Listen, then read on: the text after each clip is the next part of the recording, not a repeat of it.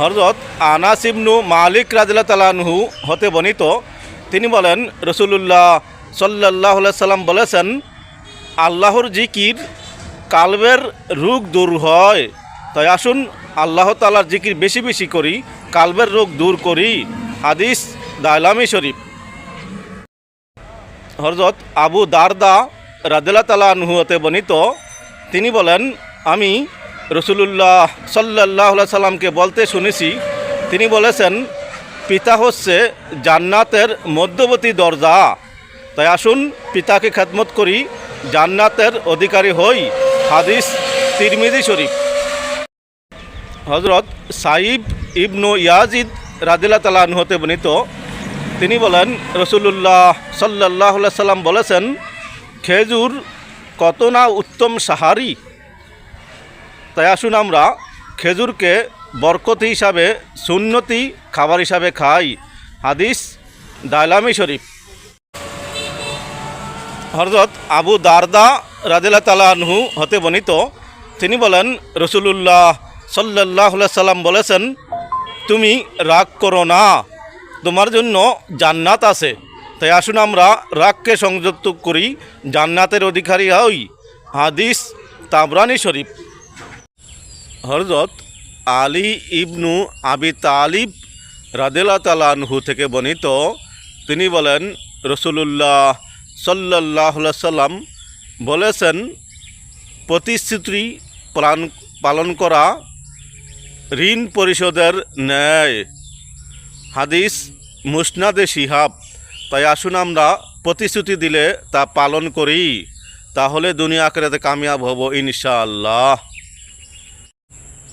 হযরত আবু উমামা রাদিয়াল্লাহু তাআলা আনহু হতে বর্ণিত, তিনি বলেন রাসূলুল্লাহ সাল্লাল্লাহু আলাইহি সাল্লাম বলেছেন, দারের বস্তু দাতার কাছে পৌঁছে দিতে হবে। তাবরানী শরীফ। তাই আসুন আমরা তাকে আমানত মেনে সঠিক নিয়মে পৌঁছে দেই। হযরত আব্দুল্লাহ ইবনু আমর রাদিয়াল্লাহু তাআলা আনহু থেকে বর্ণিত, তিনি বলেন রাসূলুল্লাহ সাল্লাল্লাহু আলাইহি সাল্লাম বলেছেন, যুদ্ধ ময়দান থেকে ফিরে আসা যুদ্ধ করার মতো। অর্থাৎ যুদ্ধের ময়দানে আমরা গিয়েছি, যুদ্ধ হয়নি, আমরা এসেছি, যুদ্ধ করার মতো নেকি হয়েছে। হাদিস আবু দাউদ শরীফ। তাই আসুন আমরা ইসলামের জন্য সঠিক নিয়ত করি, দুনিয়া আখিরাতে কামিয়াব হই।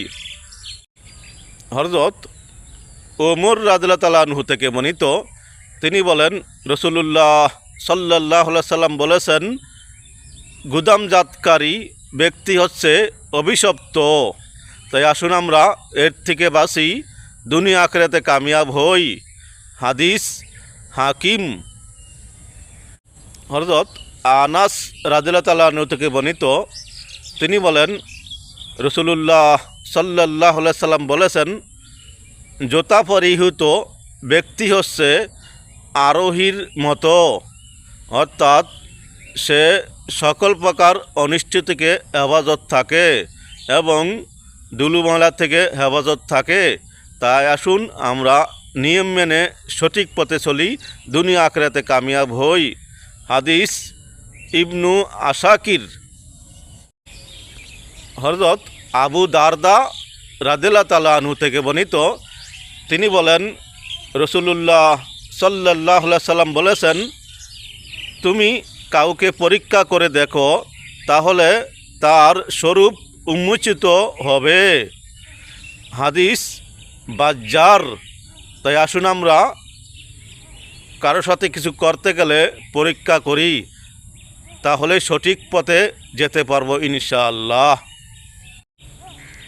হযরত ওমর ইবনুল খাত্তাব রাদিয়াল্লাহু তাআলা আনহু থেকে বর্ণিত, তিনি বলেন রাসূলুল্লাহ সাল্লাল্লাহু আলাইহি সাল্লাম বলেছেন, তোমরা বাড়াবাড়ি ও শিথিলতা থেকে বিরত থেকে মধ্যপন্থা অবলম্বন করো এবং আল্লাহর সন্তুষ্টির মাধ্যমে আল্লাহর অনুগত্য কামনা করো।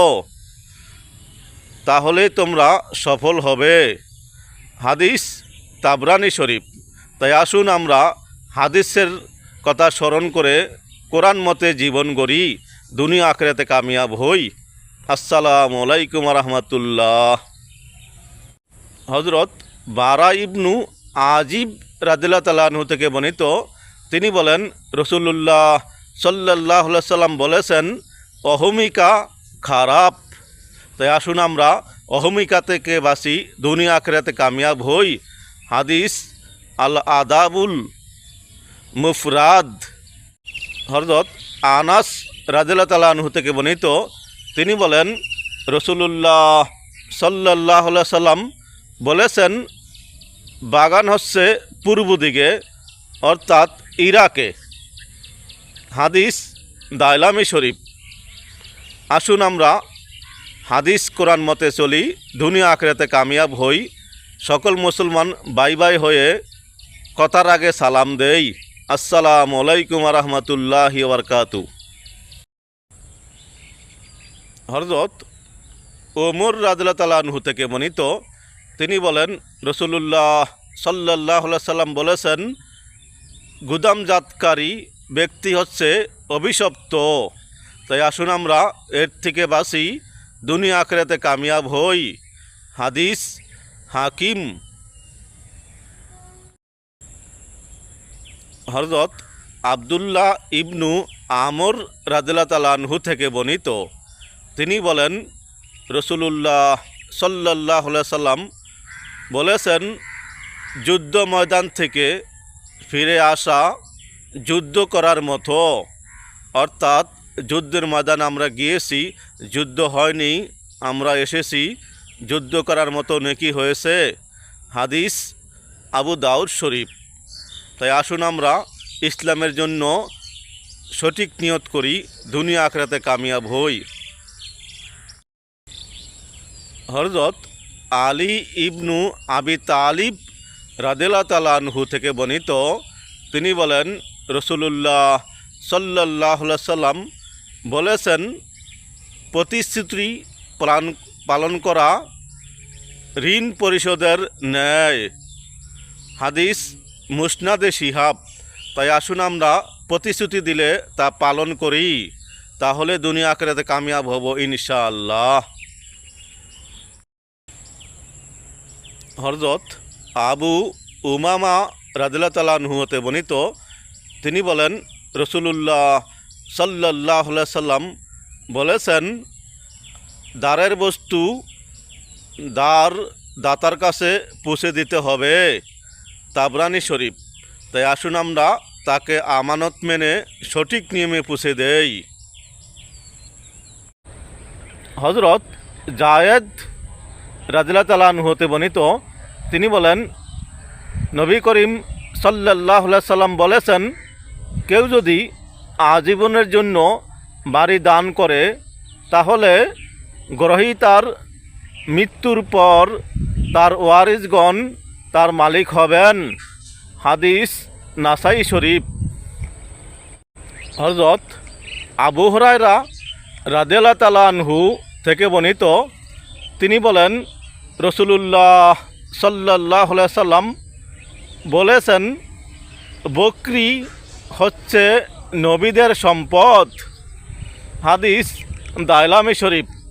তাই আসুন আমরা বকরি পালন করি, নবীদের সুন্নত পালন করি। বকরিতে অনেক লাভজনক। তাই আসুন আমরা এর থেকে দূরে না থাকি। ভালো লাগলে একটি শেয়ার ও লাইক হবে তো।